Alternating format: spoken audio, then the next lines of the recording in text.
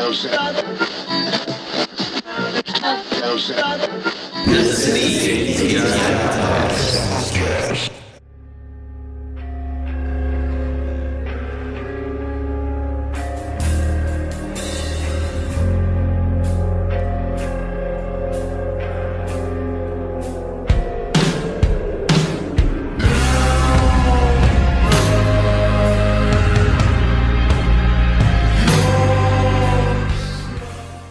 Hello, everybody, and thank you for tuning in. We've got Waxing On with RJ. We've got both Jake Jackson and Ridge Jackson with us in the ATI Podcast. Barrett Lewis doing it solo on the ATI side, and we are going to be bringing you our top 10 albums of the year and other spicy conversations. How you doing, boys?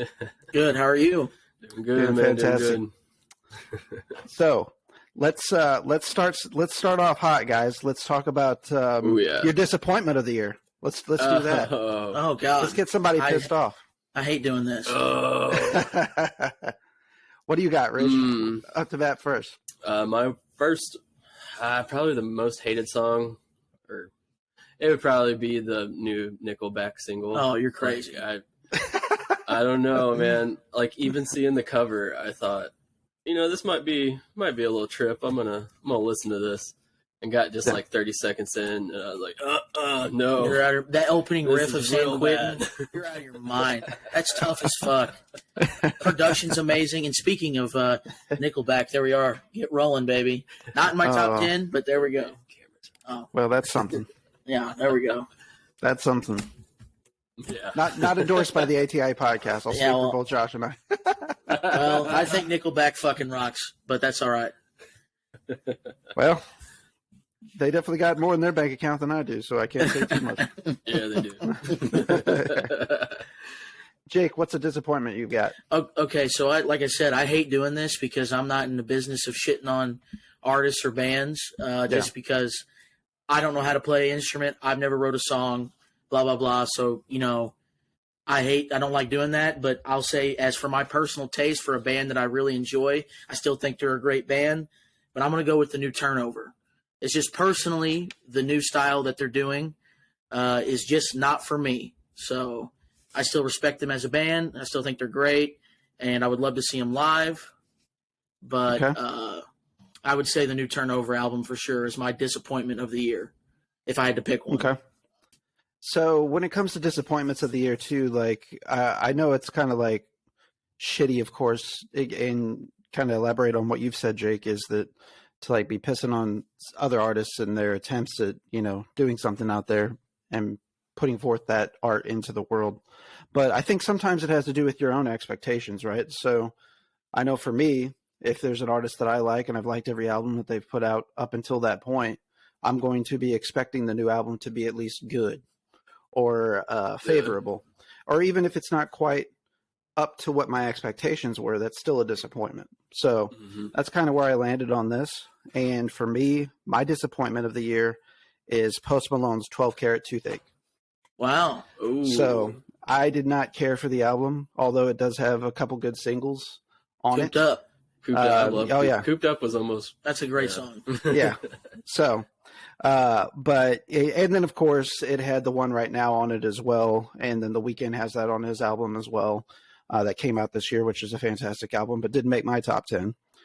But yeah, so I've actually liked almost every Post Malone album. I'm not saying that they're necessarily my favorites that came out each year, but Post Malone does have a likability about him, in my opinion. I think he's like highly talented. I really did give him a chance at first, personally, but then I started to like notice his talents and things that he did. And once he did that live stream with doing the Nirvana covers and stuff, I was like, I really need to give this guy some time because there's clearly some talent here. Yeah, that won me over. Yeah, for sure. And he's done other, covers too that were really great. Live, he's done some. I'm not the biggest Pearl Jam fan, but he's done some Pearl Jam covers that were good. I mean, I can appreciate the musicianship and the talent. So, but yeah, that album this year, I couldn't get into it. Had a lot of lame songs, in my opinion. I know that he went a lot through a lot personally and moving and having a child and this and that. So to me, the album just seemed out of place, I guess, compared to his other music. So it's definitely that's not my favorite either. I'd say probably the beer bongs and Bentleys is still number one for me from 2018. That's Sure. probably my first. That's probably my favorite. So, Yeah. but even the I agree album with before you. this, I was kind of at first I didn't like it, but it grew on me. But yeah, I'd say that's probably my favorite of his as well. So, Uh-huh. guys, let's get into these lists a little bit, and we'll throw in honorable mentions later. But I always like starting off with something a little divisive and and what have you. Definitely. So get a little controversy going. Yeah. So let's get into the top 10. Let's start with number 10, and then we'll work our way up to 1. Jake, what landed at number 10 on your list? All right, so number 10, I got to show some death metal here. Not a whole lot of death metal on my list, but to me, this is the best death metal album of the year. They're one of the few bands that like death metal bands to me that it's like doing it the best currently, and that's they're from North Dakota, right? Yeah, Fargo, North Dakota. Maul's Seraphic Punishment. Okay. And it's good stuff. I mean, the first 4 tracks. Let's see, we got the first 4 tracks of Human Fertility, Seraphic Punishment, Repulsive Intruder, Monarchy of Mold. I'll put that up against any like album this year, like 1 to 4, just hit after hit to me. So, and then a deep track that I really like is Infatuation. That's a really good track as well. So, but yeah, great. And it's definitely, I think, the best death metal album of the year, in my opinion. And hopefully we see these guys live next year in St. Louis or the Missouri area. And come here, Maul. Excited to see what's next for them. Hell yeah. Yeah, that was, of course, I believe that was on somebody's picks earlier on, right, Ridge? You've shared Maul quite a few times this year. And so the audience might have it, at least an awareness in the name, but obviously made the list. One thing I want to point out, too, as we're going through these lists, there might be some repeat or layover, but there's going to be different reasons that one person likes the album versus the other as far as once we get into the details. And then some of these albums are going to land higher on one person's list versus the other as well. So there will be some further conversation perhaps had. But I would say we made a pretty earnest attempt in bringing variety onto the show today as well, while still keeping our own, likes, our flavors of the potions of what we like musically. So, Ridge, why don't you give us your number 10, sir? What landed at number 10 for you? Ooh, what landed at number 10 for me was Upon Desolation by Mortuous. Okay. Killer. A recent pick? Yeah, it was. I mean, I went over this on a past episode. I think episode 4 or something like that. But man, it's straight up death metal with like death doom, no bells and whistles. Well, I mean, there's a little bit like there's some like violin in it on. I can't remember. I don't know, but it's really good, solid. Vocals are great. Instrumentation, production is phenomenal. Yeah. And the whole like the end, like the last track on the album, Graveyard Rain, is just my top song on this album. Hell yeah. It's fantastic. I like it a lot. I did find myself revisiting that one quite a few different times because that episode you guys started doing the playlist, so I subscribed to the playlist, and I kept going back to that album in particular, and it is an excellent release, and I definitely encourage folks to check it out. Yeah. Hell yeah. Ooh. So at my number 10, I got a little band that kind of slipped under the radar, I think, for some people, and that is No Devotion and their album No Oblivion. So No Devotion, if you haven't heard of them, Jeff Rickley from Thursday, the lead singer, is the lead singer of this band. And it's basically been formed with 2 of the surviving members, I guess we'll say, of Lost Prophets. Lost Prophets kind of infamously in the last 10 years, the lead singer got busted for child stuff, right? issues. Yeah. Like neglect and what have you. We'll just leave it at that. Yeah. And so, these guys went on to be successful again. And actually the last album they did was in 2015. Everybody thought it was a one-off thing. And then this album just kind of came out of nowhere this year. So I would liken the album. You can definitely hear the influences of bands like Joy Division, New Order, Cure. I think there's some songs on there just straight up sounds like The Cure.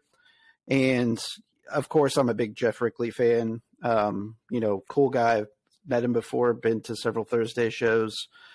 He's somewhat active, like with his fans on social media and stuff. So he's liked and shared some of our things before that we posted on the show, especially anytime we've used No Devotion music here recently. So, but yeah, just a lifetime fan. I think that this brings a little bit something different too, while it still, takes some things from the old school. It's still something new in many respects. Mm-hmm. My favorite tracks on here were Starlings, No Oblivion, which is the title track, and the ending of Lawning. So those 3 tracks, if you're looking to just try something out before you put the whole shoe on, if you will, hit up one of those. 8 tracks, 37 minutes long. Not a real long album either. Ooh, that's a good one. Perfect runtime. Yeah.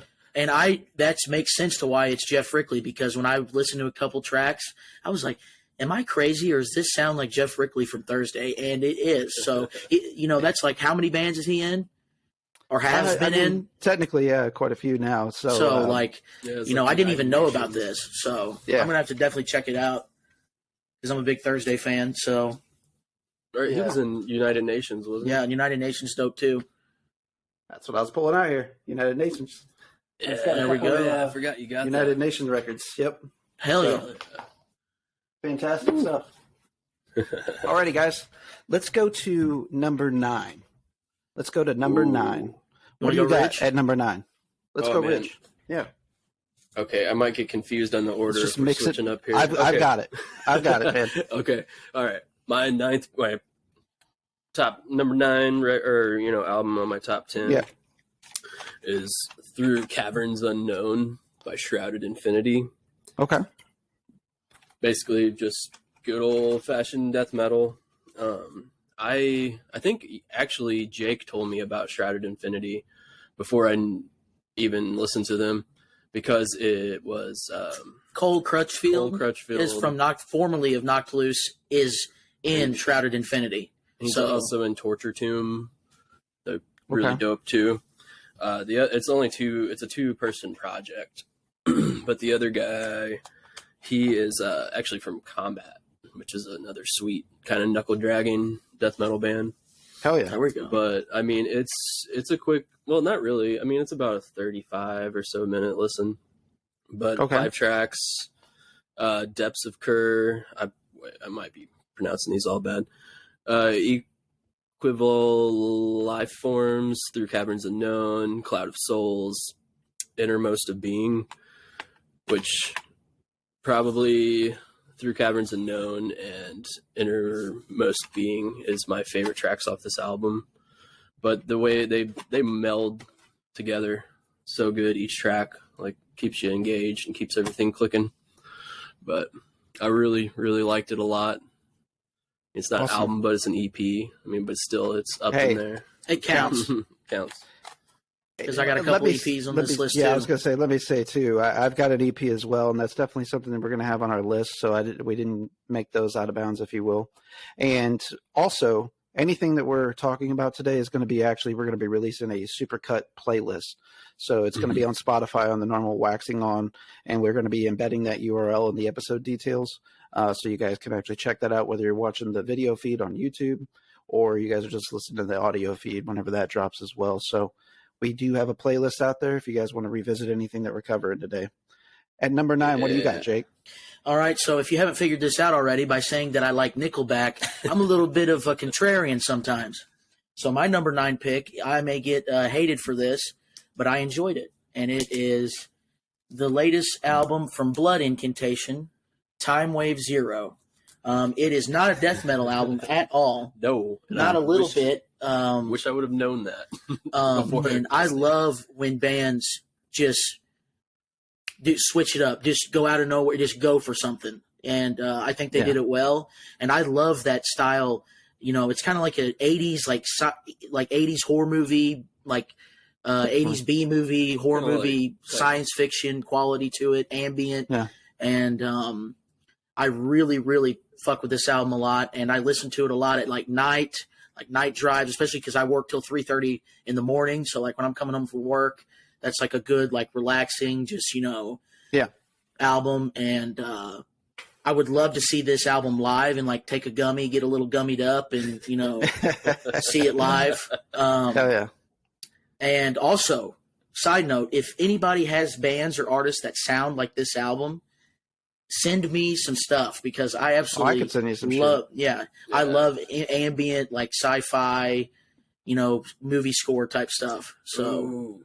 Let's get you on some dungeon synth. Yeah, I'm please. just recently getting Anything into that. remotely like this latest Blood Incantation, send it my way. So that's my number 9 pick. Send me all your dungeon synth projects or recommendations. There you go. So I'm going to come in with my number 9 now, and it is an EP actually just recently released, and that's Crosses, Permanent Radiant. I'm a huge Chino Moreno fan. Anything that he does, whether it's Palms, Team Sleep, Deftones, obviously, and Crosses. So a lot of people don't know this, but Crosses is actually Chino and his childhood best friend, the guy from Far. And so, it's Sean Lopez, and he's the guitarist in Far.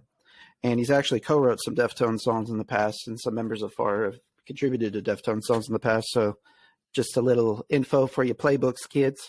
But on Warner Brother Records, so it's actually technically a major label release. And if people aren't familiar with Crosses, kind of the first album they came out with actually had the drummer from Dredge playing on that, and Duff McKagan from Guns N' Roses recorded some of the bass stuff and played live with them as well. Wow, I didn't know that. I had no idea about that.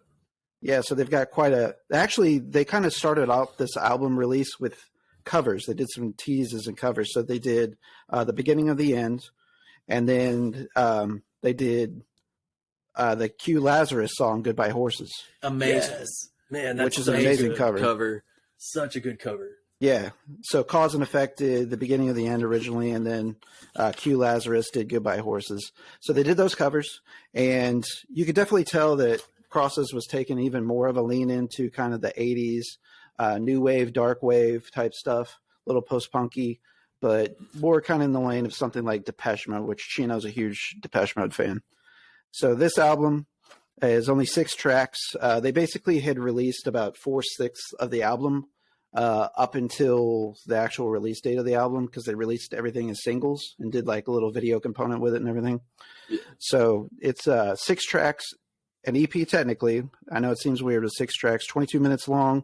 And then my favorite tracks on here are Vivian, Holier, Possession, Sensation. And actually I'm starting to get into, there's another one that's like this weird Aquarius Incantasis or something like that's the name of it. But it's got kind of a real creepy beat that it kind of doesn't even start out with the drums, and then the drums kick in. It's on the backbeat, and just like the snare fills that's in it is actually like record scratches, like a radio scratch that they sampled, and they just like put it on a MIDI pad, I guess, and that's how they're doing the drum fills and rolls and stuff, and it just like trips you out when you first hear it. Whoa. Yeah, so yeah, I really like that song as well. I think it's like the 4th track on the album, but I hear it's a 6-track album. I just gave you 5 tracks on this. It tells you everything. Listen to the whole thing. It's only 22 minutes. I do need to listen to the whole thing though. Like it's kind of been sleeping on it. I've listened to a few. I can't get off of it. Yeah, I can't get off of it, man. It's really good. And honestly, this just came out like 2 weeks ago. Like this probably could have cracked my top 5, honestly, if it had enough time as the rest of the stuff. So let's break up the monotony of the list, and let's talk about favorite live show this year that anybody's went to. So let's think about any live shows that you attended this year. What's something that stood out to you? If you guys need a second to think about it, I can go first. I'm going to probably go with our trip, Ridge and I's trip, to go see Failure at Pops. Just because of this. And I talked about it on the ATI podcast, but it's just Failure as a band is such an interesting relationship. It kind of recaptured that chase that you used to have as a kid. You hear something on the radio, you try to figure out what it is or who it is if you missed the name or you weren't recording with your tape at the time, pirating off the radio and shit. Yeah. So like that was a band that I never could figure out who they were, and then finally I did, and there's one of my favorite bands of all time. You thought it was Eve 6, right? Yeah, I thought it was Eve 6 based on name of the songs alone, because they had a song called Leech, Eve 6 did, and I thought they were saying suck on you until the end of the time rather than stuck on you. So that's where I got the leech thing. Yeah. So, but yeah.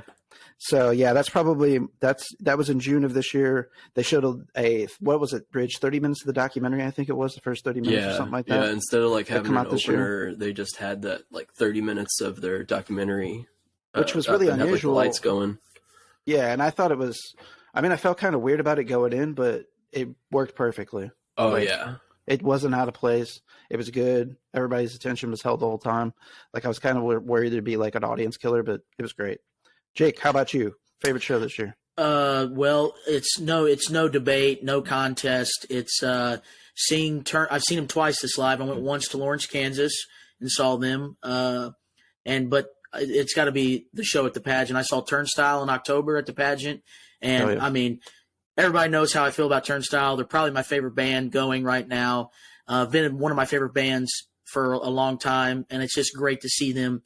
I saw this band at Foo Bar 4 years ago in front of like 200 people, and now they're playing at the pageant. I mean, you couldn't fit another person in there, and they're getting nominated for Grammys. They're on commercials, and it's just like,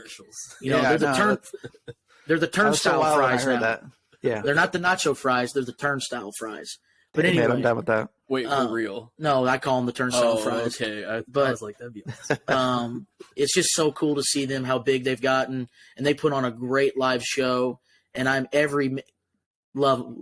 can't say enough great things about them. Turnstile, the Glow on tour at the pageant. Hell yeah. Ridge, what about you, sir? What would you say your favorite live show there? Oh, mine for sure. Like the Failure was a great show, but when we went to go see Boris and Nothing. Yeah, I had that down as my second choice. Man, what a that was great. Pummeling show. Like, I mean, you had some beauty in there with Nothing. Mm-hmm. But yeah, you were just getting blasted with sound the whole time, and it was amazing. We see them at the Del Mar Hall. So yep, very close second for me for sure. Yeah, that was a good time. All right, fellas, let's move on to number 8. What is your number 8, Jake? Another great concert actually would probably be a runner-up to Turnstile. Number 8, with a little bit of hip-hop love here. We're going to go with Pusha T's Almost Dry. It's almost dry. And I mean, I'm gonna be honest with you. I mean, maybe I missed out on a lot of it, or I'm a hater, but I just feel like 2022 was not a great year for me personally. Listening to hip hop, there were some things that I did like, but this to me every track is a hit, dude. When you have half of the album produced by Pharrell and half produced by Kanye West, we're talking about him as a musician. We ain't going into the other stuff. As a musician and producer, one of the greatest. Yeah. It's just amazing. Every track hits. And of course, and I love that it's nominated for a Grammy. It's well deserved. And it got Rolling Stone's Rap Album of the Year this week too. So I'm hoping that Pusha T takes home the gold, and by far, and also rappers take some notes from Push. 36 minutes long, 12 tracks. He gets in there, spits his bars, he does his thing. Classic Pusha T. It's to me it's couple features. Got Kanye, Kid Cudi, Lil Uzi Vert, just to name a few. So if you haven't checked out It's Almost Dry and you really liked his last album, I think you will enjoy this one. So number 8, Pusha T, It's Almost Dry. Yeah, that's a great album, Jake, and definitely in my top 15 albums of the year, but just didn't make my top 10. And we're going to also be publishing our list. I didn't mention this earlier, so we're going to have our list. We're going to put up the URLs where you can go and look at those. I tracked albums that I listened to throughout the year, so I've got more than 10 on there. I know these guys got a few more as well. They'll have their honorable mentions on their list, but if you guys are wanting to look at some deep cuts on our list as well, you'll have that chance too. Ridge, what do you got at number 8? Ooh, number 8, I have the newest album from Fleshwater, the first album. We're Not Here to Be Loved. It's a great kind of like alternative heavy rock in the vein of like Failure, Hum, Far, a little bit of Deftones at times, like early Deftones, I think. But it's amazing. It was recorded and mixed by Kurt Ballou. Can't get any better than that. Hell yeah. And the drumming in this album was actually one of the things that, like, besides, like, you know, kind of like the thick, heavy, kind of shoegazy kind of guitars and stuff like that, you know, won me over. But the drumming is just solid. Like, he is just right in the pocket the whole time. And the way that they go between Closet and the Razor's Apple, like that transition is so good, because there's like, they kind of drift out of Closet, and then he just starts like picking up like one of the main beats from the Razor Apple, and then there's about 10 seconds of somebody just like talking, and then just like go straight into the Razor Apple, just with that just like straight ahead like beat, like it rolls. And that pretty much, like, I was like, yeah, I love this album. But I mean, from start to finish, all bangers, like 10 out of 10 for me. I loved it a lot. Yeah. Put out by Closed Casket. Yeah. But my number 8 pick, We're Not Here to Be Loved, Fleshwater. That is a great album for sure. Great album. Yeah. Yep. And the rhythm section's locked down for sure, as Rich mentioned there. Man. All right, guys. At my number 8, we've talked about it on the show before, but we're going to have Off, Free LSD. And, you know, this has really stuck in my ears like big time. And I, you know, after reading more and more on the album and interviews and things that have went on with the band, they've done some tours, some limited tours, and actually they're getting ready to come to Missouri, and we will go see them because I need to meet Keith from Off. Yes, absolutely. Is that in March? Is it in March or I later? think it's May. May? I think it's May 9th or something like that. That would be even better. Yeah. Yeah, so they're going to be playing it off Broadway of all places. And the drummer that is in their band is actually like a really good free jazz drummer. And you can definitely tell the guy who drummed on this album is different because of the different approaches rhythmically that are taken off. But there's like insane like black beats or blast beats in places too, outside of just kind of like the jazzy stuff that he does, and like really a lot of intricate up top work on the drums. So obviously being a big drum guy, but still there's that fun kind of hardcore punk stuff going on. And how can you not love an album that has a song about alien invasions over LA?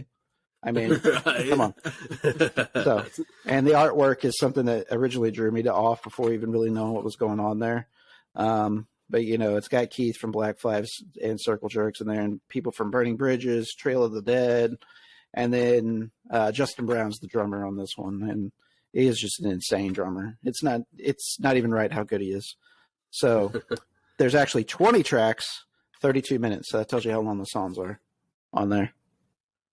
Off, Free LSD. And I like Slice Up the Pie, Time Will Come, and War Above LA, which is the one about the aliens. Alien abductions. Can't get better than that. Who's opening for Off? I forgot. That it didn't say on the event thing that I came across. Because I know Zulu's doing some. I thought Zulu was doing some dates with them, but I don't know if it's that tour. They're doing the West Coast tour they're on right now. Okay. I don't think it's this one. Okay. Unfortunately, that'd be great if it was. That'd be insane. Alrighty, guys. So let's move on to our number 7s. Ridge, what do you got at number 7, sir? I got a good one. It's a split. So it's not an actual album, but it is. There's no title to it. It's just the split with Ritual, Necromancy, and Fossilization, which is one of my newer bands that I've found, you know, as I talk about them quite a bit on here. But I mean, Ritual, Necromancy is from Portland, Oregon. They got like 2 full lengths, EP, a demo. Been around since like 2018. But their track is it's pretty daunting, but it's called Enter the Depths, and it's I believe it's about a 12-minute song, but it's beautiful. It's knuckle dragon, death doom, but they kind of got a little more like some black metal in there too. But Fossilization lays down 2 tracks on this called Exalted in the Altar of Insignificance and With Blood and Feathers, and 6 minutes apiece, about fantastic, like heavy as you can get. Right. Yeah, well, Fossilization we talked about on the first episode, of course. And I really got into them after we did that pilot episode of Waxing-On. And dude, they're good stuff, man. They're really good.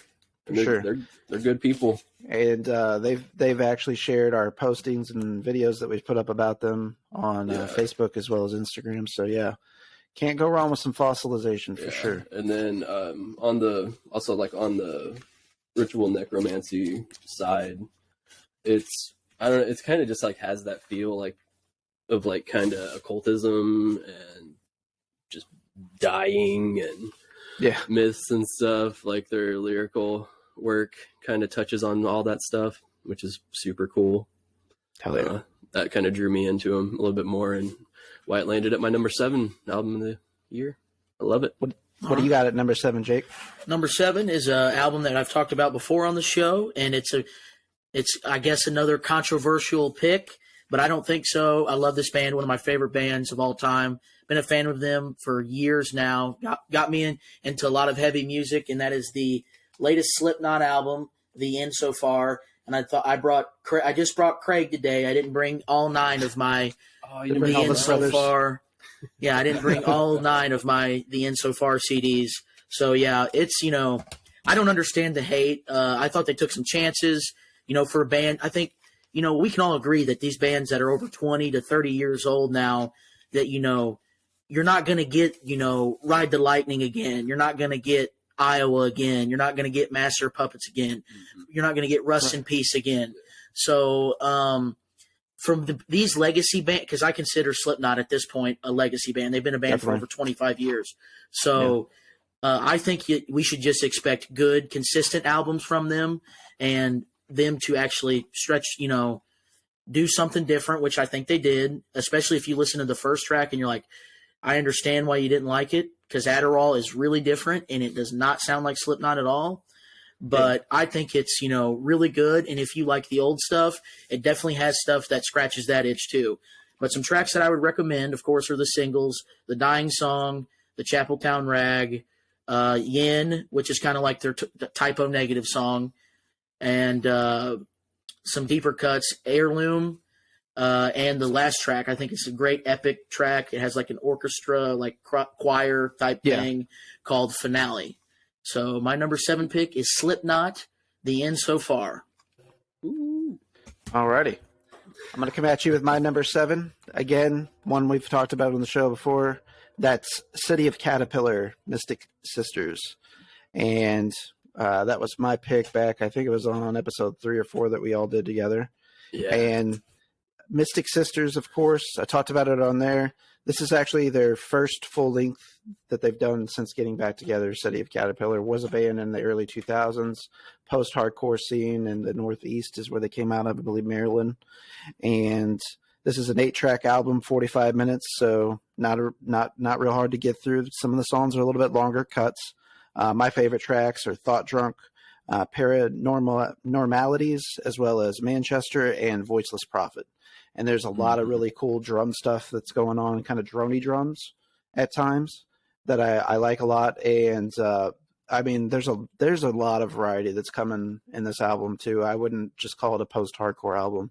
There's kind of some screamo aspects, some emo aspects. There's just a really good, especially the drumming. I lock into that, of course. That's one of the things I listen to most, being a drummer. And there's some interesting drumming choices at times, kind of minimalistic, but then just as you think, okay, well, let's spice it up, they go into something entirely different rhythmically at times. So I really enjoy the City of Caterpillar album, and it's got a good aura about it. And for it to be called Mystic Sisters is a very fitting name for an album. I don't usually put too much thought into albums, but there's certainly an atmosphere that's created there, without question. Right. That's a good album. Yeah. Put that on vinyl over there. Hell yeah. No doubt. All right, guys. So let's break up some monotony again here, and let's talk about an album that didn't make your list. What's an honorable mention that you would throw out there? What's something that didn't make the top 10, but maybe you could make a case for it if you had to? I only brought one with me. Obviously, there's a few that would honorable mentions I have, but I brought one that recently has I've been listening to a lot, and that's the latest Dayseeker album, Dark Sun. post-hardcore band. It's a really solid album. Once again, they're doing something a little bit different. There's a little more electronics. They're kind of doing a little bit of an 80s vibe to their post-hardcore, and they're really good. And their lead singer, man, he could sing a phone book, and I would buy it. So All right. he is Rory Rodriguez is his name, and he is a talented. The whole band's talented, but he is an amazing singer. And if you like, their older, if you like Silverstein or Census Fail, kind of that vibe. Not their new album. Their new album's a little more experimental. If you like that side of the post-hardcore stuff, I think you'll dig them. And they just got announced they're going on tour with Silverstein and See You Space Cowboy next year. Oh, wow. Very happy for their success, and I hope they keep getting bigger. All right, Nice. then. Ooh, Reg, you got one locked and loaded? Yeah, I got one right over here. Mine would probably be the Aurora Leaking from an Open Wound Full of Hell tour split that they, or not split, 7-inch that they did. Mm-hmm. I mean, it's just, it didn't make my top 10 just because it's so short, Sure. I mean, just 3 tracks or 4 tracks. I mean, 3 tracks. I like it a lot, but it just didn't really have what I would put as a top 10 in it. Because it's just not enough length to me to really judge not enough it. source material for you. Yeah. What you got? So I had actually prepared a different album until I got a chance to listen to this one that just came out here in the last 2 weeks as well. And I'm going to go with SZA, SOS. I love SZA. She's like #1 celebrity crush for me. And to be that beautiful and that talented of a singer should be a crime, quite frankly. She is a fantastic singer and a St. Louis native. So it's another reason to love her. But she's got this really cool new video shirt with Lakeith Stanfield, which is one of my favorite actors right now. And it's kind of almost like a Bonnie and Clyde type thing, but there's some absurd stuff in the video, almost Pee Wee Herman-esque at times. There's a shot of her holding a gun, but it gets all cartoonish, and it's a big fake mouth with teeth. It's a POV shot from inside the mouth. And so the video is pretty cool, but there's so many good songs on this album on SOS. I didn't skip any song except for one. And the song that I did skip, I think, is called F2F. And it was it was a little, I want to say, current day country for me. And I wasn't about that. I'm going to have to check that out. I'm going to check that out then. Musically, I love me it was some current off-putting country. to hear it. Yeah. It was almost like a country song. Radio country? Yes, radio then country. I'm going to have to definitely listen to that. She's got ODB samples on this album. She actually does a song with ODB where they extracted his audio and stuff off. I believe that's crazy. There's a Bjork sample on this album. She does a song with Phoebe Bridgers on this album. She does a song with Travis Scott on this album. So, but I love her lyrics even too. She's some of her mentions and stuff. I missed it originally in Shirt, but she makes a bitch, this ain't the last dance. I ain't Julia Stiles. So she makes some pop culture references. I mean, as people do, but hers are pretty witty and enjoyable. And you can't beat the fact that she's wearing a Blues jersey on the cover of the album. So, okay. I was going to ask you if that's who that was. I remember seeing the cover. I think you maybe sent it to us or something. Dude, it's insane how beautiful this woman is and talented she is. And my wife knows, so this is no secret. She knows I'm in love with her. Yeah, absolutely. She's all right with it. All right, guys. So let's jump back into the list. What have we got at number 6, Ridge, on your list? Ooh, number 6 for me. It's a little band from Italy called Miscreants. The album's called Convergence. I've talked about it on an episode, but it's one of those from start to finish, you're not bored at all. It's so fun, thrashing, a little proggy, a little techie, pretty much if you're a fan of anything that Death has done, you will really like this album a lot. Can't go wrong with that. that. I mean, you don't even have to like death metal to get into it. Freaking screaming guitars, wailing solos. Great production too. Great production. The drummer who's also the vocalist, I believe. Yeah. And he's doing all this technical drumming, but also singing over it too, which I big ups for that. But yeah, that's my number 6 pick, man. Can't get any better than it. Yeah. Miscreants Convergence. Hell yeah. Yeah. Got that cool Yellow tape, gold. cool see-through. Got a favorite track on there? My favorite track would probably be Fall Apart or The Garden. Like, if you really want to get into this, well, I mean, just turn the album on and you'll be really into it. Like, Sure. the first track, Flame of Consciousness. Yeah. Ooh, that'll make you listen to the whole album. Like, There you go. it's good. Good stuff. Jake, what you got at number 6, sir?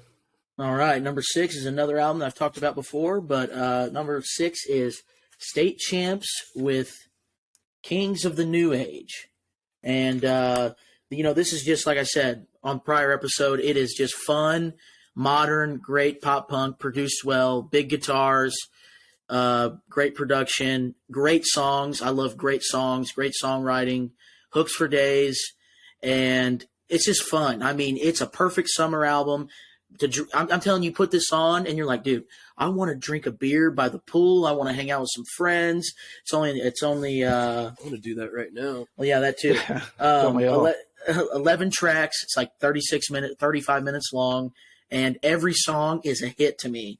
Here to Stay, Eventually, Everybody But You with Ben from Neck Deep, Out of My Head, Fake It, Half Empty, Just Sound, Act Like That, Where Were You, Sundress featuring 4 Years Strong, and Some Minds Don't Change. I recommend every track because I don't think there is a skippable song on this, and it's produced by the legend Drew Folk.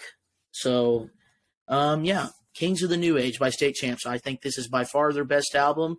And if you're looking for, good new pop punk that's not like the TikTok, NGK stuff, I think that you guys should check out State Champs. Yeah. Kings of the New Age. I checked out that album after you had mentioned them previously in an episode, and I actually really enjoyed it myself as well. Hell yeah. So, number 6 for me, Kendrick Lamar. Hello. Mr. Morale and the Big Steppers. 19 tracks, an hour and 18 minutes long. I think it does get a little long in the tooth. N95, Silent Hill, Rich Spirit, Purple Hearts, just to name a few, as far as my favorite tracks are on here. I love When You Count Me Out. They just released a video for that too, which has got Helen Mirren playing his therapist in it. That's another thing with Kendrick. His albums, the video treatments, especially the last couple albums, have been stellar. N95 is one of my favorite videos that's come out in the last 7 years, period, of any artist. There's a lot of cool stuff going on visually. The aspect ratio of it, too, was a little off-putting at first, but I think it's more about conversion based on what device you're watching it on, so it doesn't get contorted too much. But it's kind of like one by one, I think, and then it's framing in the video. But Kendrick, it's always an event, an appointment listening whenever he puts out an album, and there's a lot of thought and production that goes into it. Dr. Dre, of course, discovered him. I guess it's been about 12, 13 years or so now. And this is a pretty ambitious release in some respects. It's not his most ambitious. The Untitled album, I think, is still yet because it's got so much like kind of free jazz stuff going on it. But it's literally called Untitled Unmastered. Yeah. So it's not even mastered. Yeah. So. It's just still a good album. It's not my favorite of his, but Jake made the comment earlier that he wasn't really into the R&B this year, and I was kind of booing on that one. And there's tons of good R&B and rap that's come out this year. Kendrick, Pusha T, Earl Sweatshirt, Joey Badass, Open Bike Eagle, SZA, who I mentioned earlier. Nas just put out a new record, and it is fantastic as well. And it could have probably cracked my top 10 if I had more time on it. It just came out, I think, Black Friday weekend or something like that in November. Ulysses, Conway the Machine, Vince Staples, another great album that came out this year. Loop Rat, St. Louis Love. Brockhampton put out 2 albums this year. Denzel Curry has a badass album. The Weeknd, Smino, St. Louis Guy. That album rolls with a J. Cole feature on it. Kenny Beats, Bad Bunny, and Gabriel's. That right there is a list of bands for you to check out, R&B and rap. So, boo on you, Jake. Well, listen here. I still love Kendrick, and I think he's a GOAT for sure. And it's not a bad album, but the last 2 albums have not moved me like his previous albums. But I still appreciate it, and I still think it's well done. but just not for me. But, there was some rap that I enjoyed. I respect your right to be wrong. It's okay. And M95 was the first single on that track that they released. And the line that really stood out to me immediately was, "What the fuck is cancel culture, dog?" And then later, a couple bars down, he says, "Oh, you're worried about a critic? That ain't protocol." So the rap game has been taken over so much with PC and all that type of stuff. And they used to say the most controversial things, of course, back in the day. And there's still artists that do it. But I think a lot of what Kendrick is saying in his lyrics in here, and there's of course skits on this album too, about domestic stuff and things like that. But this is clearly an introspective album for him, and him answering some of the critics about him, talking about things going on in his life. And so I mean, typical rap stuff that you should rap about and make lyrics about. But I think he's kind of calling out people that are worried about being controversial nowadays, specifically in that. So that's always something I'm into. Guys causing a stir. So, oh yeah. Let's move on to number 5. Jake, what do you got at your number 5? Number 5, I got another Pure Noise Records release from the Hardcore Legends.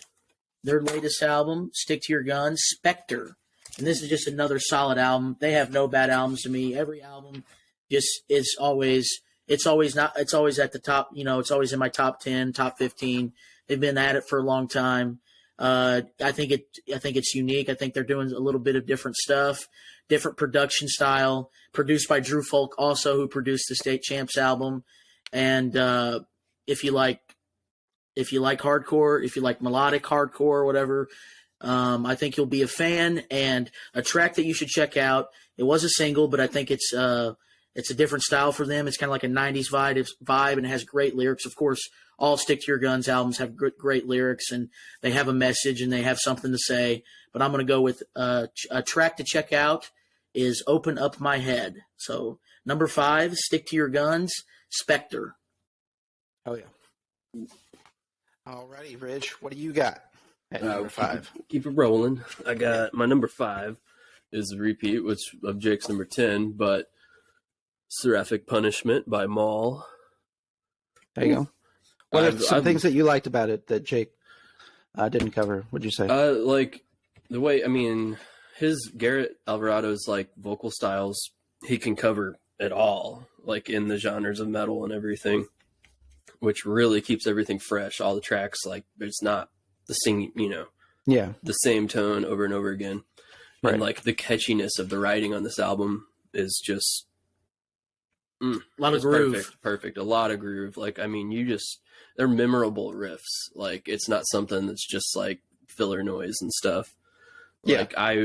One of the Repulsive Intruder is probably what I would recommend to anybody to check out if you haven't listened to Maul before. Okay.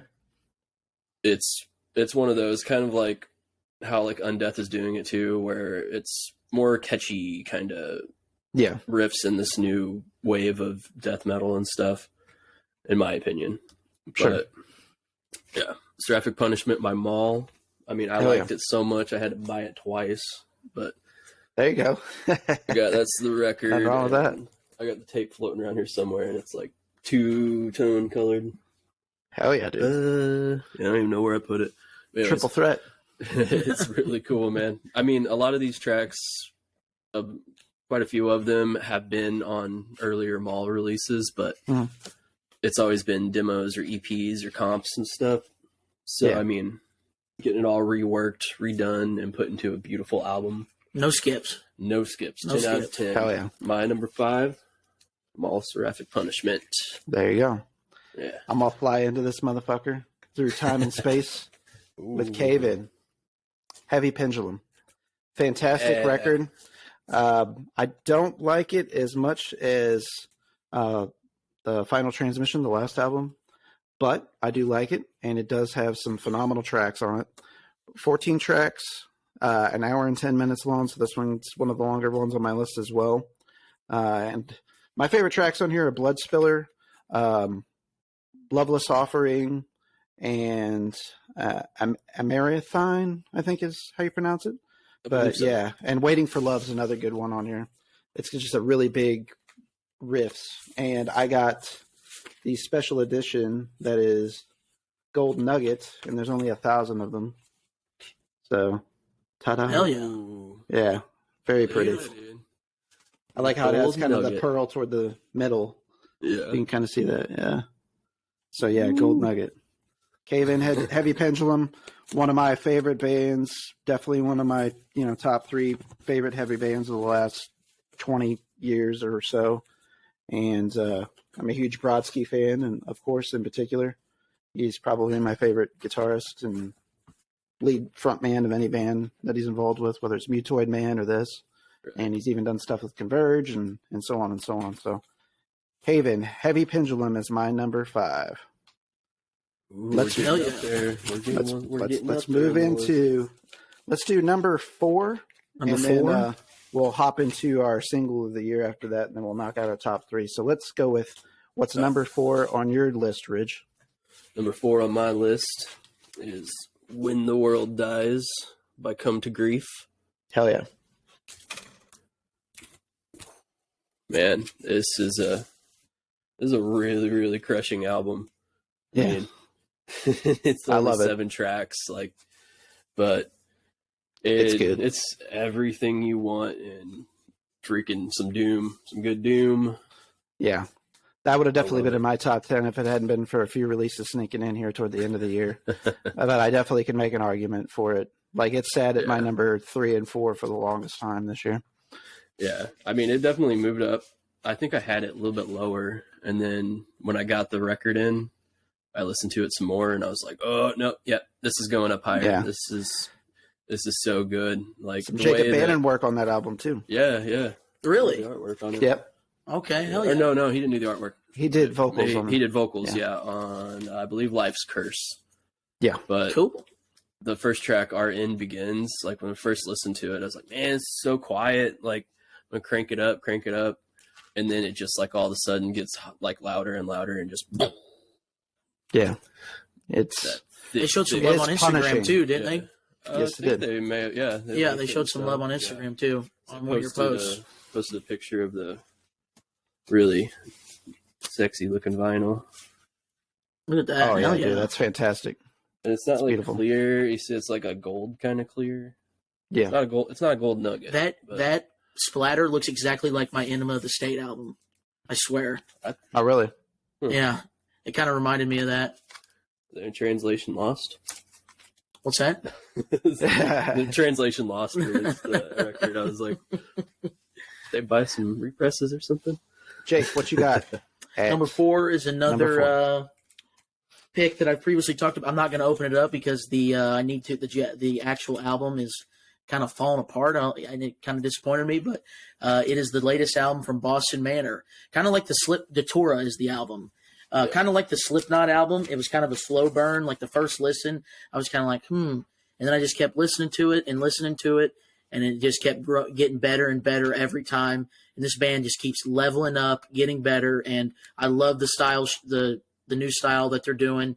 And I don't even know what to describe it. I guess modern rock, but I think they do it well. And it's a part 1 of a 2-part album. It's only 26 minutes, but a track that I would my favorite track by far is Crocus.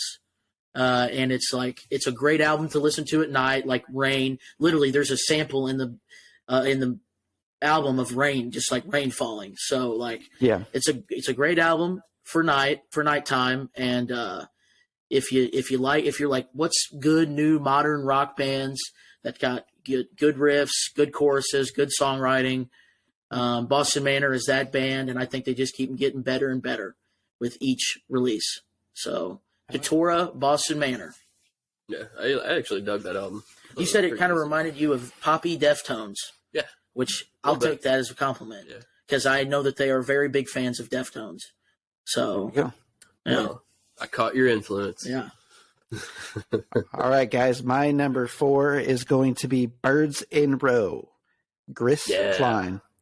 So Birds in Row are a French band, and they like to try and keep their identities concealed to some extent.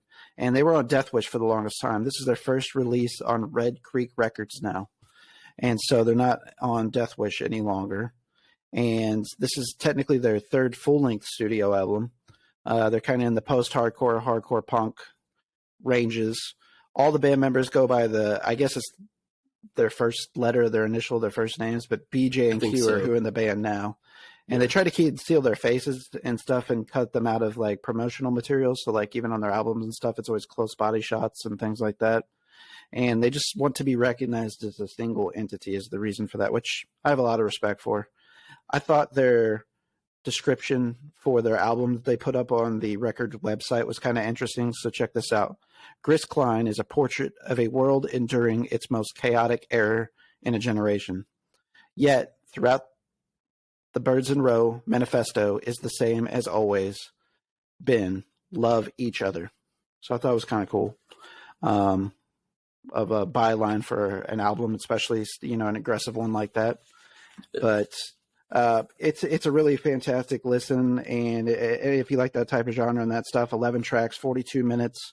My favorite tracks were Water Rings, Daltonians, Noah, and Grisel. But yeah, those were my favorite tracks on there.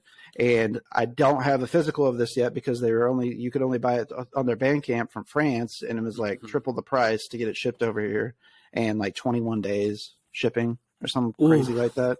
Yeah, and I was just like, I can't do it. So, but now they are selling it. I noticed this week. I looked it up one more time on Amazon, and you get it for like $20. So I will be getting that one for sure to have a physical copy.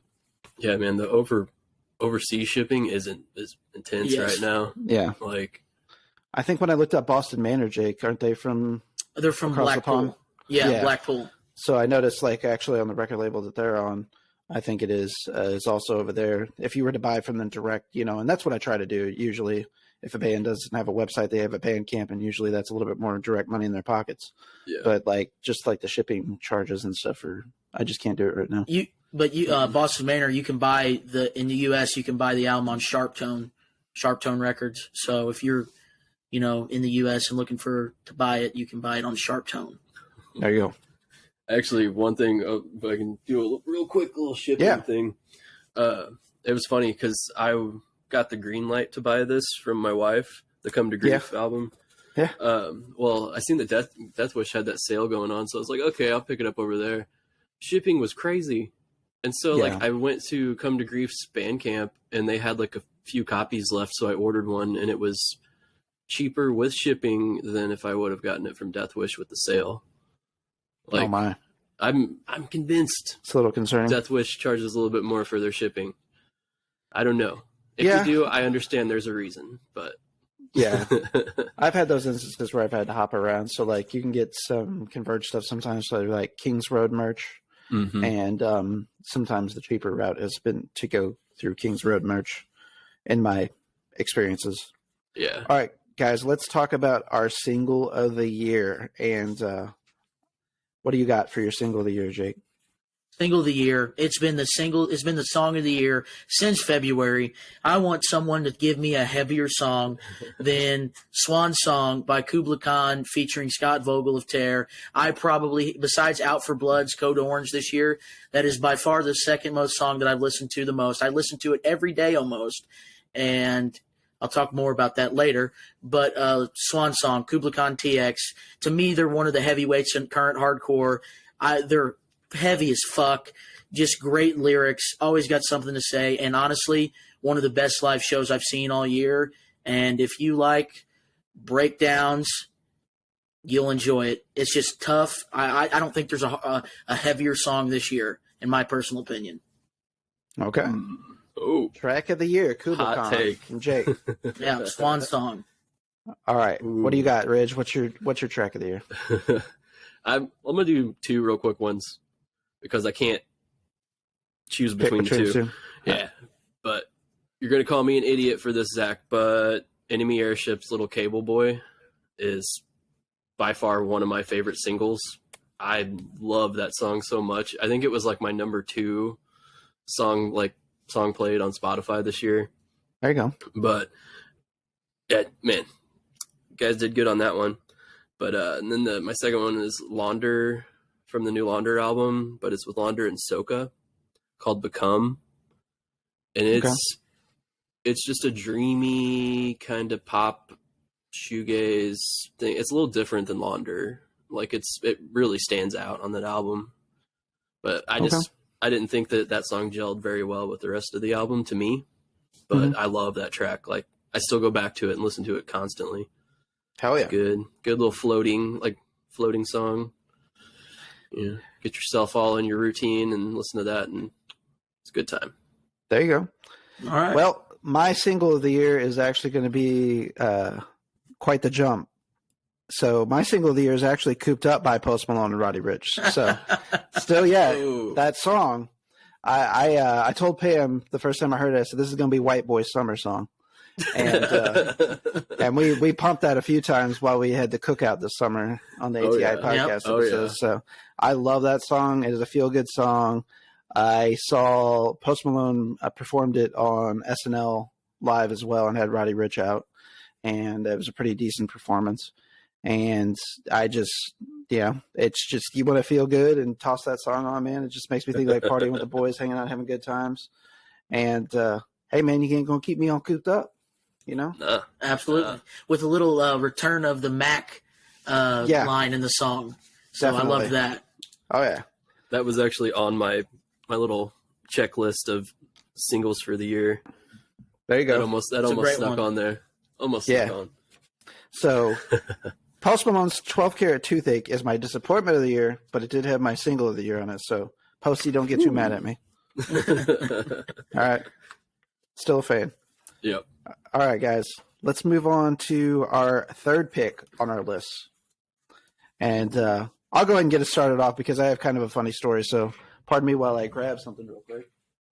I saw Kurt Vile this year, and Kurt Vile's album that he put out this year, Watch My Moves, is my number 3.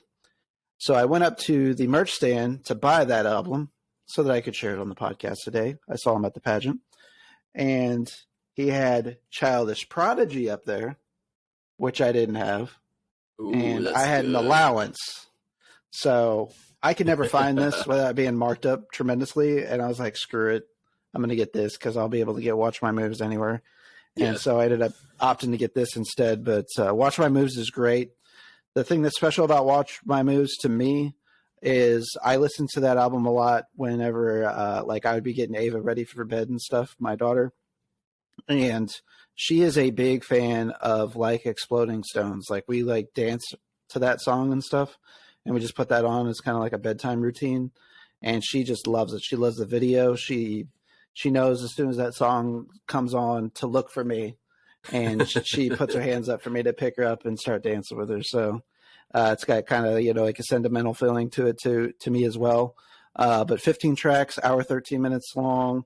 Going on a plane's great. Flying, Palace, Like Exploding Stones I mentioned, as well as Hey Like a Child, and Jesus on the Wire is actually another really good one too.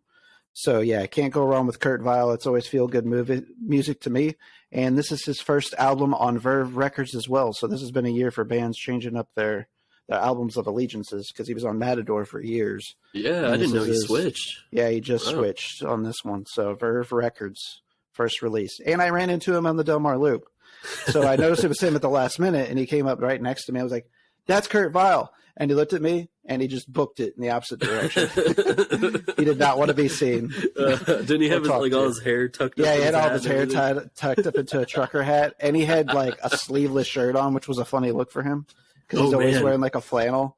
And he was just he's a real small guy, dainty guy. And I looked up, I'm like, man, I go to Pam, I'm like, man, this guy looks familiar. And I go, that's Kurt Vile. And he looks at me, locks eyes, and just opposite direction. So, so Kurt Vile, Watch My Moves, my number 3. How about you, Ridge? What you got at number 3? My number 3 is Blue Nothing by the Almighty Worm. That's a great album. About him, man. It's technically a mini LP, but straight up funeral death doom. Well, funeral blackened death doom. Man, if you like Dungeons, Dragons, Doom, and really killer production, badass this album solos has too. it for you, man. The solos just, man, they did so good. Like, they just stick out to you. They cut through the mix. Sound really well rounded. Like, love it. Yeah. I mean, they had all these crazy different record variants, but this is probably my favorite. That's one I want to get for sure. Yeah, I really enjoyed that album, and it's been climbing my list too for the year. Yeah, and I mean, probably like, a top 25 album for me for sure. Right. Like, I mean, it's only 4 tracks. They have an interlude on it, which not usually a big interlude fan, like with solos and spacious noises and stuff. But it's good. It's kind of completes the trip on this and gives you an idea of what Worm is going to sound like with the next one, because they've slowly been evolving with each record. But yeah, I mean, Blue Nothing is fantastic. That's the first track. Centuries of the Ooze Part 2. Secret of the Ooze. But that is a carryover from Foreverglade. Oh yeah, So, I saw that they had like a part 1. Part 1 is. I hope they do like an Unforgiven thing, like with Metallica. There you go. Yeah, it's really cool. Like the other night, I put up a little playlist and just had those 2 tracks on there just to listen to them back to forth. But man, you can really tell they really stepped up the game on the production. Foreverglade I always thought sounded amazing, but Blue Nothing, that's a whole different ballgame. That sounds fantastic. Synths are good. Drums sound great. Yeah, guitars and bass. Very well fantastic. mixed album. Very well mixed album. Yeah, love the. Now it's making me wanting to get into Dungeon Synth. So, yeah, that's my number 3 pick. Blue Nothing by Worm. Love it. Jake, what you got? My number 3 pick. I actually don't have a physical copy of it. It's actually in the mail on the way. I should have got a copy of it when I could, but it is by a band from Sydney, Australia called Speed, and the EP is called Gang Called Speed. And if you look, on Flat Spot Records, one of the coolest hardcore current labels, them and Triple B by far the best in my opinion going right now. If you're looking for a new hardcore band that you haven't heard of Speed, please check them out. There are music videos that they've released to Not That Nice and their newest song, One Blood We Bleed. I mean, amazing video, amazing visuals, and they're a great fucking band. Great production, heavy as hell, good songs, and if standout track to me is Big Bite or Another Toy. Great. And then there's an instrumental called Every Man for Themself, and it's like 1 minute and 45 seconds long, and it just face melter, crushes you. Mm-hmm. So my number 3 pick is Speed, A Gang Called Speed. Gang Called Speed. Gang Called Speed. Yeah, it really put you through the ringer, man. Like I'm pretty excited for Speed. I hope they tour more in the United States, and if they come anywhere near close to St. Louis, I will be there without a doubt. There you go. Let's do it, Speed. Let's make a St. Louis appearance happen. I hope so. See you. Oh, yeah. We'll get that Waxing-On ATI exclusive interview. Yeah. All righty, guys. Are we ready for number 2? Ooh. We're already at number 2. What do you got, Jake? We'll go back to you again with number 2. Once again, it's an EP, and I don't have a physical copy of it. I should have, got it while, I could. I should have done the pre-order, and I didn't think, it sold out like that. And that is Lowest Form of Animal off Rise Records by Kubla Khan. If you didn't know, I love Kubla Khan, and they released a 5-song EP this year. That's What's amazing. the name of that band again? Kubla Khan, TX. I don't think you talked about them enough earlier. What's their name again? Yeah, Kubla Khan. Okay. Yeah, from Texas. And every track is a banger. Check out Swan Song. Check out Resentment, Dynasty. I think the 4th track's called Taipan or something like that. I can't pronounce it. And then I said Dynasty, Resentment, Loyal to None. Those are the 5 tracks. 15 minutes long, all bangers, all just hits you in the teeth. And, they have great lyrics, great vocals. Can't say enough good things about Kubla Khan. Lowest Form of Animal. Check it out. Kubla Khan. All right.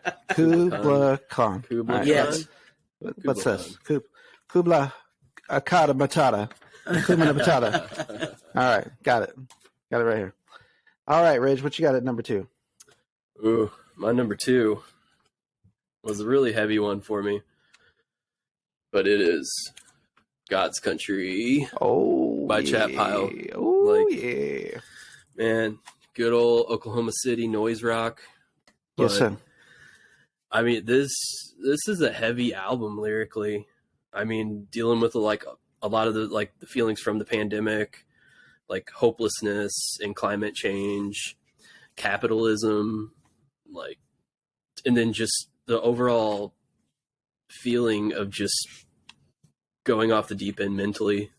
To me too, Yeah. It had that it's just like, this is what it sounds like especially on the last track on Grimace, Smoking JPEG, yeah, like, which is a Great fantastic title. A great Twitter follow also. Yes. But I mean, they come right at you, like with the first track, Slaughterhouse, and it just never lets up. I mean, like, you get a little bit of kind of relief in Pamela, but then after that, it's just, yep, we're going to come through you with some almost, I would say, like nu metal kind of guitar work at times. Yeah. Which, There's a breakdown that says, sounds like Did My Time by Korn. Did My Time. I'm yeah. sorry. That's not a shot. I think it's cool. Dude, it works perfectly. Their whole sound is amazing. This is, I couldn't ask for a better release. I mean, if you like Kin Mode, give these guys a shot. Like, for sure. Love them. God's Country by Chat Pile. It was definitely helped me in kind of some times when I needed it and everything. But Sure. it's really good. That's my number 2 pick. That's the one of the big boys, Chat Pile. Ooh. Number 2. That would be an honorable mention for me. I didn't think about that. Yeah. That one for some reason like slipped off when I was making my top 10. Like, it's a good album. Kin Mode, Null. Sexy saxophone on it. Mm-hmm. I had an opportunity to write a review for V13 Canadian Multimedia website. I shared it on the ATI Podcast, episode 36, read it live when the show opened in the air. So refer to that, or go to V13, search for Kin Mode, and I am the person who wrote the review of the album. Yes, you were. I do love me some Kin Mode. They are one of my favorite heavy bands. Again, we talked about them earlier. Top 3 heavy band for me. So Converge, Cave In, and Kin Mode are my top 3 favorite heavy bands that are out there doing it. And Kin Mode never disappoints. They've always got elements of Jesus Lizard, kind of that noise rock type stuff, but also they mix in moments of Botch and Converge. And on this album, even, they're doing some 9 Inch Nails type stuff. And this album really brings the variety. I love A Love Letter. I love Throw Your Phone in the River. I love But They Respect My Tactics. I love Lost Grip. So there's even songs that sound like ISIS, the band, on here as well on this album. And there's a song that sounds like Melvin's. Like, anything that I like on the spectrum in the heavy music, these guys are doing on this album. Mm-hmm. So you cannot go wrong with Kin Mode. You can't go wrong with the Mansons brothers, Canadians, pretty stand-up fellers. And, I mean, what else is there to say? Artifact Records. And that's their own record label that they put this stuff out on. And I've had a lot of social media exchanges with them, DMs and stuff too. Seem like great, cool guys. I just wish they could tour longer than 3 weeks at a time so they could come to more dates in Missouri where we could actually see them, because closest they came was like 5 hours away. So but Kin Mode is definitely a priority to see in the future. 8 tracks, 35 minutes, easy, quick listen, fantastic. Mm-hmm.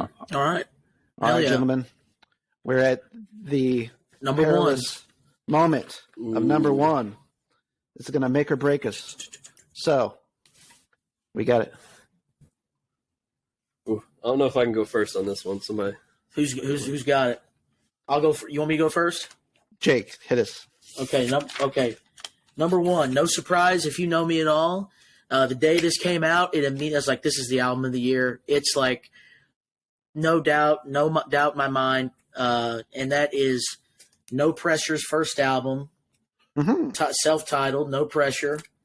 Wearing the shirt. The shirt came in this weekend, just right in time for the episode. And if you love 90s skate punk, 90s pop punk, if you love early Blink, these guys are doing it the best by far. You got Parker Cannon from The Story So Far, if they're familiar with that band. You got Pat, who's also in Light Years, the guitar player. And you have Harry, who's a drummer of the hardcore band Regulate. And it's an amazing, like I said, if you love like early Blink, like Enema of the State, Dude Ranch, Take Off Your Pants and Jacket era, and it also has a little bit of grit to it, you will love No Pressure. 23 minutes, 10 songs, no skips, perfect in every way. I can't say enough great things about it. One Way Trip is a banger. That's probably my favorite song. A close second would be Sour. And then actually, you know what? Maybe my favorite track is the last track, Save Your Spot. Great lyrics. And if you really like that nostalgic, old school style of pop punk, skate punk, you will be a fan. And they are doing it well. And it's so crazy to me. They're touring like hardcore bands. They're like touring with like Pain of Truth. They're doing shows with Regulate in Australia. And they played Sound and Fury. And I'm just curious as to what the crowd, because at Sound and Fury, you had Speed and God's Hate and all these bands. And then you have No Pressure. Like I kind of love that. That's perfect, like a perfect, sure. Switch up palate cleanser. Yeah. So No Pressure, self-titled. And I hope that they come close to St. Louis, but I'm not holding my breath, but I hope so. Where are they All from? Right. They're from Parker Cannon's from California. Oh, okay. Regulate is from New York, so I'm assuming I'm assuming Harry's from New York, and I'm not sure where. It's kind of like not a super group, but just a guy. They just like a pandemic kind of project. I feel like they released it randomly the summer of the pandemic, like a 5-song demo EP, and they kind of like they don't have social media. They don't have They don't want to like. They want to do like no barricade shows. They want to do small shows. Get back to their roots. Especially Parker Cannon playing in The Story So Far plays a lot of bigger shows. Yeah. So they have no social media. They got a Bandcamp though, and you can buy their stuff on Triple B Records. So check them out. No Pressure. Perfect to me. Oh yeah. All right. So I'll go in. Are we ready? Go for it. What you got, My Rich? number one top album of the year to me, which is gonna throw a wrench into everything. It's Love the Stranger by Friendship. Definitely not a death metal album or a metal album at all. Oh, I like that. There you Love go. the sound. You get crowd support. Man. Basically. Ooh. Oh, they're really getting it. Oh, look at that. Good album. God damn, Rich. I love it. All right. Mm-hmm. Okay. Boy, real cloud pleaser. So Friendship is basically like a kind of ambient alt country folk indie band. I seen them a long time ago at a house show in Columbia, and it was one of the best weekends I'd ever had in my life. Like a lot of good friends, a lot of good memories made. Seeing them like near blacked out. Well, I was near blacked out. And I wasn't there, so that tells you everything you need to know. Yeah. Thanks, in Rich. this basement. It was a wild time. And we went hooning afterwards and everything too.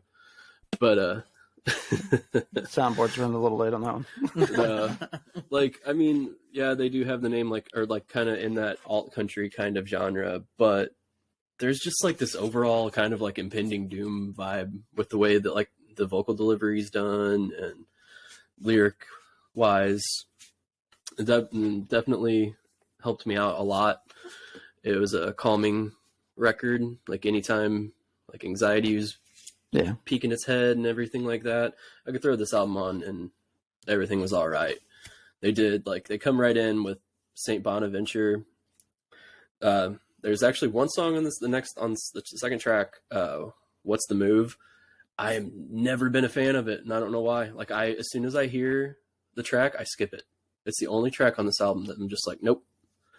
But the way they do a bunch of these like 20 to 30 second sounds in between songs, and the way that like the whole album kind of flows together, those guide you into each song.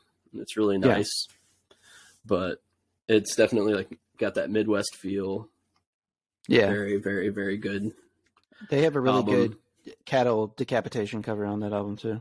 Yeah, and then they do a skinless cover too, but You're not serious, are you? They don't really cover cattle decapitation, do they? We'll be here all week. no. I was like, what? But I mean, I love it. Like everything about this band I've loved for a long time. But I mean, this like the lyrics are always kind of like thoughts of conversation with people and Midwest humor and like calamity, and it's very, very stellar. I've always loved everything that they've done. But that's mine. That's my number one. Not a metal album. That's all right. I love it. I've listened to this record Nothing wrong with variety. so many times. I think Hey, this is dude, my most. I had played non-metal anything on Spotify. picks in my stuff, so half my shit wasn't metal. So As usually, I mean, like most of my picks in this, besides like Fleshwater, are all pretty bangers, heavy bangers. But yeah, love the Stranger. the prize. Friendship. Oh, hey, we were talking about this. There's But- that one. Yeah. So Chat Pile, God Country was my number one. 9 tracks, 40 minutes. I like Slaughterhouse. I like Why. I like The Mask. I like Don't Care If. Grimace Smoking Weed. JPEG's another great one. And of course, my wife's name Pamela, and I love Pamela. So that's for you, Pammy. A wink and a nod. So, Man. Oklahoma City, this is literally a guy having a mental breakdown on audio, and I can relate to it on so many levels. And there's so many, again, some Jesus Lizard vibes here, but also, Ridge and Jake mentioned this, straight up old school Korn riffs going on, especially the production piece of it sounds like very early Korn, I feel like. Definitely. But that's not a bad thing. That's a good thing. No, we're It fans adds of them to over it. here. And the thing that stood out about Chat Pile immediately to me when I first heard them was the production quality that they come at stuff, their approach, particularly the drums. It sounds like, I actually liken them. I think my first comment to Ridge was that they were like Godflesh meets old Korn, and maybe a little bit of Jesus Lizard in there. Hell yeah. And maybe a little bit of, Faith No More, but not like the singing aspect of it, but just kind of the more gloomy tracks that they have. And there's just like so many cool influences going on here, but kind of uniquely sounds like its own thing as well. So, but just the emotion that's behind this. And Ridge, you made this comment whenever this album came out in its entirety, because you'd asked me, it was within 24, 48 hours if I had gotten a chance to listen to it entirely yet. And I said, yes. And you said to me, it was such an awakening. Like, it was so devastating. Like, it had such an impact on you. And really that's literally what my, first reactions were after listening to it from start to finish. I mean, I had some expectations, and they released a few tracks early. Slaughterhouse in particular, I was jamming that, the minute that it came out. But yeah, fantastic album. Can't go wrong. Another band that is a must see for me. Wish we could have solved them with Kin Mode. That would have been a hell of a show without question. But my album of the year, God's Country by Chat Pile. Solid pick. There we go. Oh, yeah. Oh, yeah. Dude. And it's on a really slick tape, too. Oh, yeah. It's got that gold print on that just baby blue. Like, I got the CD. I got the CD in Oklahoma City, actually, at a record store. I was very excited to see their CD at a local record store there. So, good stuff. Yeah. Artwork is amazing. Like, it's just what you would see anywhere in the Midwest. Right. Well, I mean, too, we are familiar with, like Chat Piles, being in the mineral area. Yeah. Not too far from Ridge's house. So I don't know. There's just like so much going on with the band that I feel like we can relate to too, that makes them even more likable in that respect. And I think you guys have like a semi-familial connection there, right? Like, that isn't your cousin like familiar with these guys? Like, worked with one of them or something? Yeah, our cousin is friends with the vocalist. Okay. Yeah. They work together, and then I think they do like some movie stuff, or I can't remember. Like, very cool. He was at some event that the dude from Chat Pile was doing a while back. Yeah. another unique thing about them too, if people haven't followed them on their social media, they do a lot of really cool little vignettes and stuff, and you can see it on their Spotify too, that a lot of artists are starting to do this. And that's another thing. I could even go back to the Crosses release this year, kind of the marketing that went behind it, like the little video reels that they're putting up now with singles on Spotify and stuff. It's like, that is the new music video now. That's what most people are saying. It's kind of the visual advertisement, if you will, for the album. And like, they had some pretty cool ass marketing going on with this album, and it's so DIY still yet, but these guys came to the big leagues to knock it out of the park with this. Yeah, man, like the video for Slaughterhouse is intense. Yeah. Ooh, good. They had the opportunity to score an album this year as well, the 10 Killer. Yeah, 10 Killer. Or score a film, I should say. Yeah. Yeah. And he actually starred the vocalist too. Yeah, it was pretty entertaining. It was a fun trip. Music was great. How you guys feel about your list? Pretty confident about them? Pretty confident. I'm sure that I'll go back a few months later and be like, damn, why didn't I put the new Terror on there? Damn, why didn't I put the new this on there? But, as of right now, I'm pretty confident. I have obviously other honorable mentions, but I didn't want to put out a long list because I just wanted to be like, realistically, these are the albums that I listen to the most. But there was a lot of great albums this year. Oh yeah, for sure. Yeah. And I'm pretty timing of releases too, I think impacts your picks, kind of the setting that you're in whenever you listen to, because there's some albums that I listened to at first that I kind of passively listened to personally, that I feel like probably if I went back and gave them another try, they probably would ultimately land higher on my list, maybe even crack the top 10. But I know just like some of these albums struck me at the right time emotionally, Chat Pile album being one. Rich kind of already kind of said that for him as well. Yeah. But yeah, for sure. So guys, first collab of a year-end list. Let's keep it going.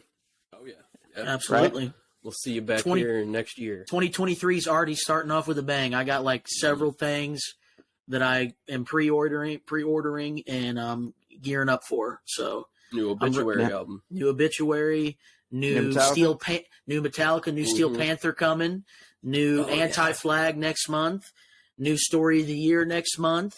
I think new Emarosa. I got all kinds of stuff I'm pre-ordering for next month. So, play. Getting ready, geared up for 2023. 100%, guys.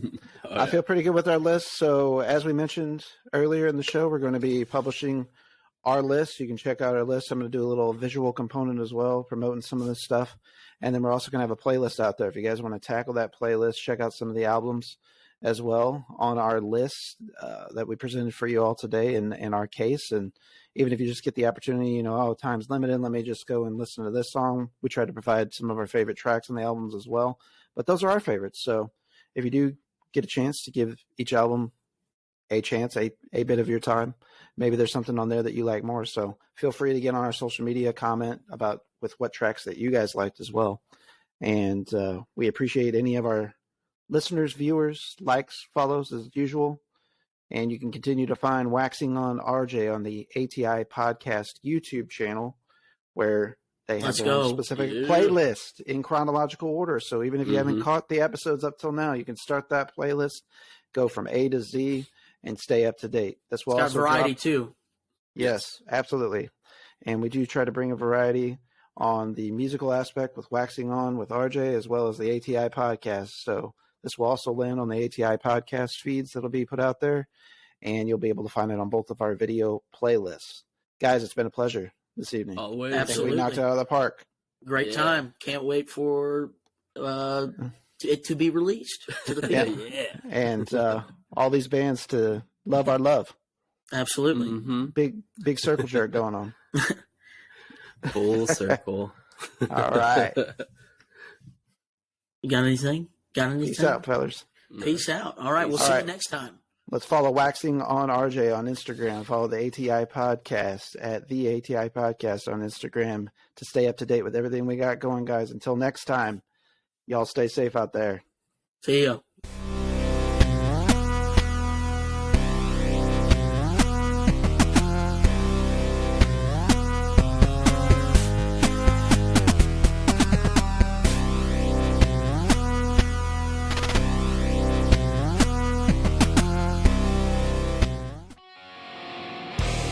This is Barrett from the ATI Podcast. Each week, Josh and I discuss current events, pop culture, music, TV, movies, politics, sports. Nothing is out of bounds. You can also tune in to learn about rising artists, small businesses. Whether it's music, graphic design, filmmaking, or even a brick-and-mortar mom-and-pop shop, we will be spotlighting folks and their endeavors. Listen to us on Spotify, Apple Podcasts, Google Podcasts, Amazon Music, Anchor, or anywhere you enjoy your podcasts. Just search ATI Podcast. We would like to thank you for your continued support, and as always, please stay safe out there.